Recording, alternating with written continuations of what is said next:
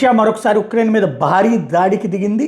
యుద్ధం అనేది ఆగట్లేదు, ఇంకా పెరుగుతోంది. రష్యా మీద ఆంక్షలు మరిన్ని పెడుతుంటే మరింత రెచ్చిపోతుంది కానీ తగ్గట్లేదు. తాజాగా చూస్తే ఉక్రెయిన్కి సంబంధించినటువంటి డిపోలు నెప్ట్యూన్ లాంచర్ల మీద విరుచుకుపడింది.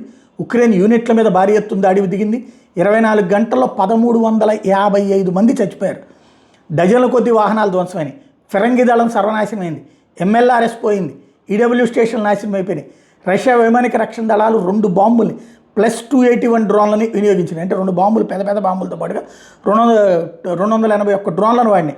ఇప్పటిదాకా యుద్ధంలో ఉక్రెయిన్ తరపున 668 విమానాలు, 283 హెలికాప్టర్లు, 92,459 UAVలు, 25,664 ట్యాంకులు, 1,607 సాయుధ వాహనాలు, MLRS, అట్లాగే 30,783 ఫిరంగి మోటార్లు నాశనం అయిపోయినాయి అంటున్నది రష్యా చెప్తుంటే, రష్యాకి భారీ ఎత్తున నష్టపరిచామని వీళ్ళు చెప్తున్నారు.